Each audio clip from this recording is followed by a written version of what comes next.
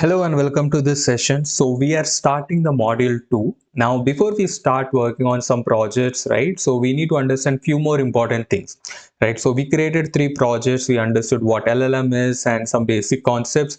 Now we need to expand our knowledge, right? Okay. So in this particular video, we'll talk about tokens and probability.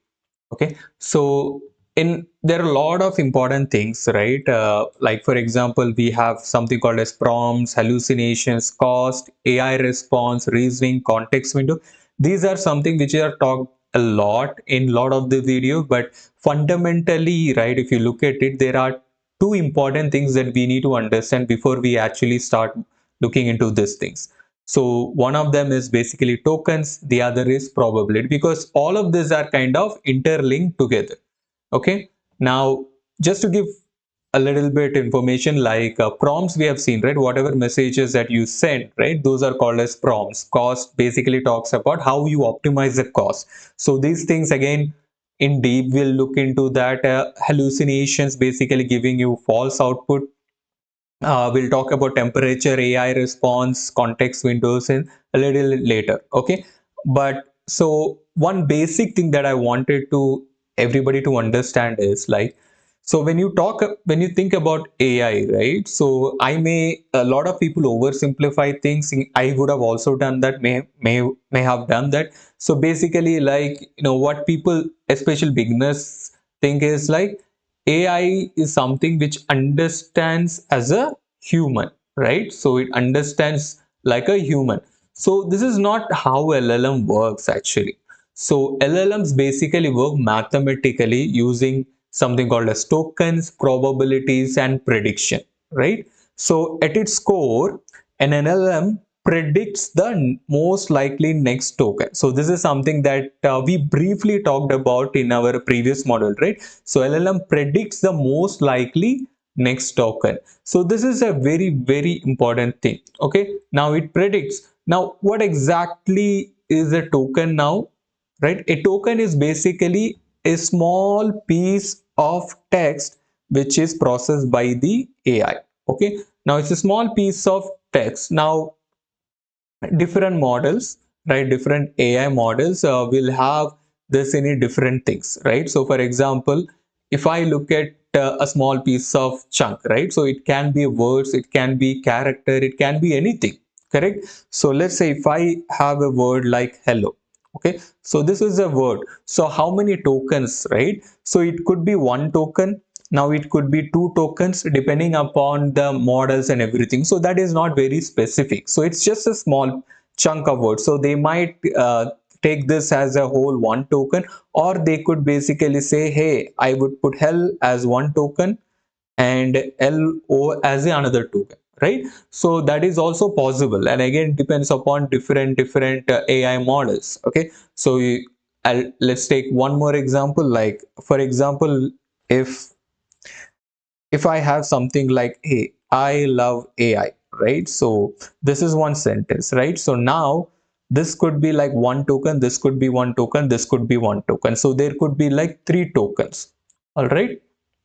Again, as I mentioned, like it depends upon the different models that they have. Okay. Now, why is this tokens important? Why is understanding this tokens important, right? So because tokens directly affect the API cost. Okay. So the more tokens that you consume, the more cost you will have, right? If you consume 10 tokens and that will cost, let's say, X amount, 20 tokens will cost more than X amount. So the more tokens that you consume, the more cost it will be. So your API costs are based on how many tokens that you consume. Okay, it also affects the speed, right? So just think about it, right? When you are generating more tokens, that means you are sending more information on an API, right? So the more information, the more load it takes, the less speed it will be, right? Again, the infrastructure and everything is so good that you will not even see this in most cases. But if you're working on a very huge data, then this might be an issue, right? Similarly with memory, right? So you'll end up consuming a lot of memory. And we have context limits. Context limits basically say that for certain models you can only have like a certain amount of tokens that you can send it at a particular point. Let's say I am having a prompt, and in our last session we have seen, right, of some prompts that we have written, it can be like 8 to 10 paragraphs, maybe one page also, right? Now models have a certain context limit. That means that you can, let's say you can only send 128k tokens, right? 128k size, that is the limit. So I believe over the years this context limits will also get away, like you can send as much as you want. But yes, there are certain there are certain models which have a context limit as of this moment, right? So again, all these are directly on the tokens. The more tokens that you have, these are the things that get impacted. Okay. Similarly, performance, right? So more tokens, which means more load that you're going on, more performance. And again, over a period of time, maybe they will increase the infrastructure and everything, your performance will be, but it's always good to actually consider these things. Okay. So when I talk about tokens, right, there are two types of tokens. Okay, there are two tokens that we need to understand. One is basically an input token, okay, and the other is basically an output token. So as the name suggests, input token is something that you give as an input to a model. So what are these? These are basically, let's say, your prompts, so prompts that you give, right? And in our example, right, previous project that we did, the chatbot that we did, we are also sending the conversation history, right? So conversation history is also something that we are sending it to the model. So these are all the input tokens. So input tokens basically are the tokens that you send to the AI model. Now what is the output token? So output token is something that you get from the model. So the model is sending the output token. So basically, like in your, when you're sending a message, right, the AI model will respond to that message. So that is your output token. So we have done projects where we did, let's say, the AI research agent, right? Research assistant. So you asked a question. So that question, that input message is your input prompt. Then we have prompts in the code. So all those things are going into the AI model. That is your input. Now the system or the AI model is giving you a huge response, right? Saying like, hey, this is what your topic is. This is, those are your output tokens. So now you are charged for both input and output. So your input plus output is basically your complete tokens, which will be charged. So let's say you are consume 10 input tokens and 100 output tokens. So totally you will be charged for this 110 output tokens. Okay. So this is the reason why, large conversations that you have, right? So this becomes very, very expensive, because every time that you have a conversation, you are actually resending the same information again and again. So your system prompt will be like your old messages and your new messages. All those messages will constitute more tokens, and it will basically have higher cost, and sometimes it also cause a slower response. Okay, so this is very important, right? Because cost is still fine maybe for most some companies, but slower response, that is not good, right? So your customer should not wait for a response. So one of the direct impacts is how much tokens, how much prompting you are doing, right? So this is way very, very important. So you will also hear in production a lot of things talking about like how do I optimize my prompt, right? So this is important, prompt optimization. So this is the reason, right? I and we have to try with a lot of prompts, guys. So this is not like a one direct, because this is plain English, right?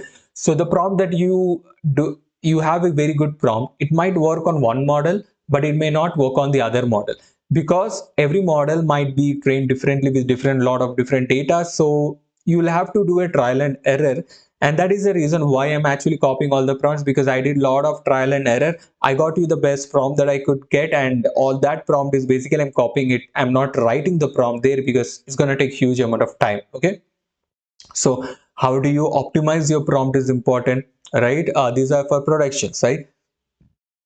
How do you compress the memory? Sometimes like you may want to just compress the old memory and all. And of course, one other important thing or interesting thing is like you can basically tell the AI, hey, you know what, you just generate me the text, but you will only just generate me like 10 lines, 12 lines. So you're controlling the number of tokens, the output tokens that are coming up. So all these things you can try and do. So this will directly impact your performance, it will impact your cost. Okay, so this is the reason why tokens are very important to understand.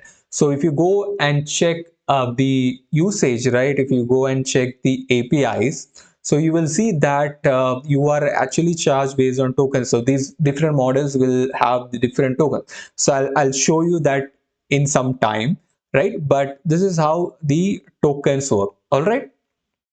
Okay, cool. Now that we have the token picture, right? Let's understand something about probability. Okay, so a lot of you guys might already have a good understanding of this probability, because this is something that we have uh, you know some of you might have learned in your mathematics schools, right? So what exactly is a probability? So probability is basically, a simple definition is likelihood of something happening. Okay. Again, I'll take the same example that we have in school, or at least that I have learned, right? So basically, the example that they take is like, hey, if you toss a coin, right? So coin has two sides. One is head, one is a tail, right? So what are the chances this head will come, right? There is a 50% chance. So similarly, there is a 50% chance that tail will come, right? So this is basically probability. The probability of heads is 50, the probability of tails is also 50%. So LLM also works in a similar thing. So LLM basically predict the most probable next token. Again, so let me repeat. LLMs predict the most probable next token. So this is very, very important. So let's say if I have something like this. So if I give a message, the capital of France. Okay. Now there can be multiple options for this, right? So let's say that there is we have options like, hey, Paris, London, Apple. Okay. Now the thing here is like, what is the probability that the Paris is the capital of France? What is the probability that London is capital? So you might have some probability. Let's say this has some 95%, okay, and this has some 2%, and this has some 0.01%.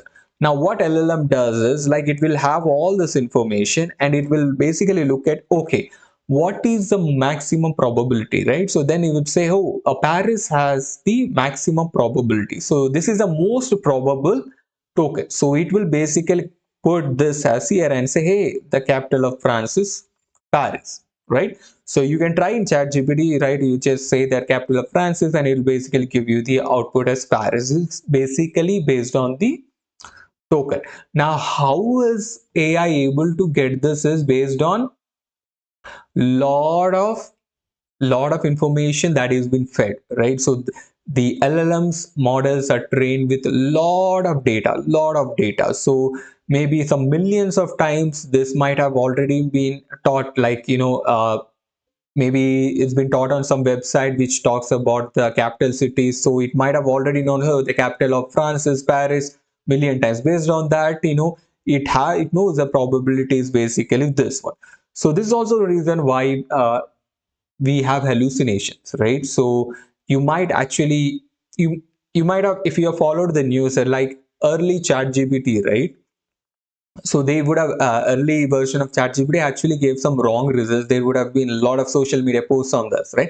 So that is because it basically trained on a data which is not even relevant. At that time, there was a cutoff of 2 years, right? So I think 2022 or maybe, but the point was like, the information that was provided at that time was not recent, so it was provided on on some information, it got outdated, and therefore the output was like hallucinating. So the basically, it's unlike humans, right? It does not understand the truth perfectly. It basically does not reason much, right? There are a lot of models now that which are actually reasoning.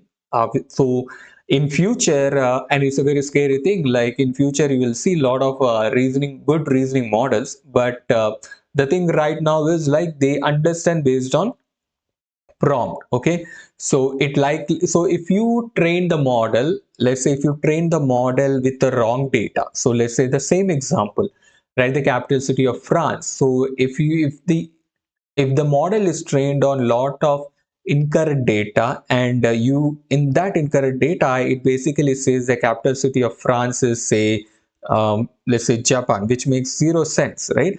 But because it does not think like, hey, Japan is a country or this one, right? So it basically looks at how the training has been done. Based on the training, it says that the most probable token is Japan, and therefore you might end up having a situation where it will basically predict Japan as the capital of France.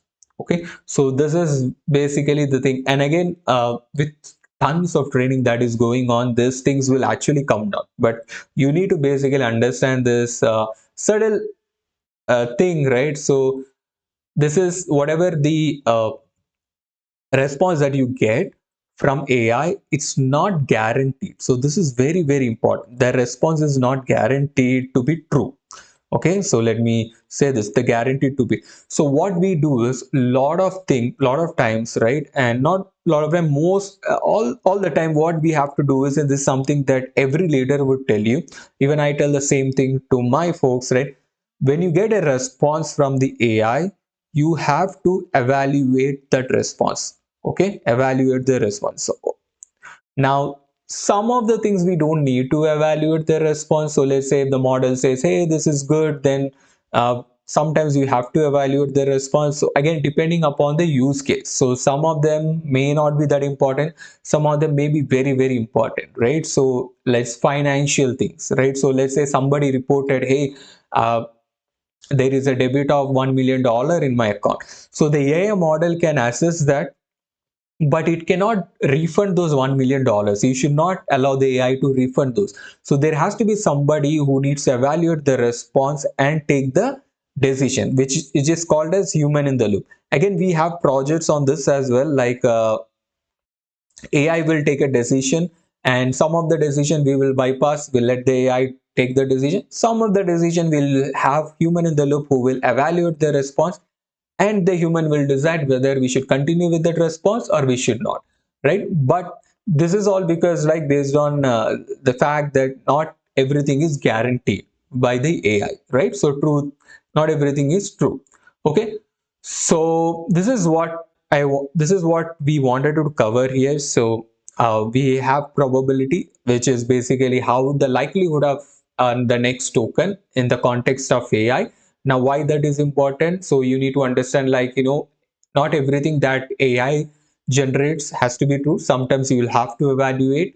So we have that also, human in the loop. We have some projects on that. We'll see tokens. We talked about tokens, how tokens will improve the cost or decrease the cost. So based on the more tokens you consume, the more it will be. So I'll show you an example. Let me just open this OpenAI, and I'll show you like how the tokens are here, like how different models consume, or how different models actually charge you for different tokens. So just give me a second. Okay, so here we are. So this is basically the OpenAI platform here. So you can see here, right? So this is the OpenAI platform. Now, if you see this, right, the pricing. So you can see the input tokens, right? So we have this 5 million, sorry, $5 per 1 million tokens, bro. So right now it's actually very, very cheap. So if you basically send like 1 million tokens, then you will be charged like $5, right? So this talks about the input tokens. So cached input is basically whatever you're storing, right? And output tokens, like for 1 million tokens, they are charging $30. So this is basically GPT 5.5, the latest version. So as you go down the lower models, you will see that there is a difference in the tokens. Like, see, for $1 million here, GPT 5.5 charging $5, but it's come down to $2.5 in GPT 5.4. If GPT 5.4 mini, it's like $0.75, right? So again, you will have, see, different models. will cost you different. So the larger models will cost you more, the smaller models will cost you less. So again, this is also an important, how do you select the right model, right? So based on pricing, based on what what are the characteristics of that model, what they are good at, what they are bad at, those kind of things. So sometimes we will just go with the largest model, saying, hey, the largest model is the best model, it will give you the greatest results and all. True, that is true, that may be true, but there the lower models will also might do actually do the same thing, right? So because not everything depends upon, you don't need an expert guy for everything, right? So some tasks are very simple that you can get it done by anyone. So similarly, there are some tasks which can be done by any model. So in that case, you need to choose the model which has the lowest cost, right? So these are all the things that you need to keep in mind when you are actually architecting or deploying this AI agents into production, because it's not about, hey, I just send, I create an agent and it is giving me the output and everything, but am I getting the right output? Am I getting the good cost on it, the cost benefit on it? Is the response fair? Are we having hallucinations? Do we have bad risks? So a lot of things are there, not just this is complete production deployment, right? So again, don't scratch your head on this right now. So all these things that I talked about production deployment, guardrails and everything, we have everything in this course. So we will teach everything in this course. You don't have to worry about all these things. Just ensure that you just follow this along, and we'll cover everything. We got you here. All right. Okay. So this is what I wanted to talk about today. So I hope you were able to understand this, and I'll see you guys in my next class.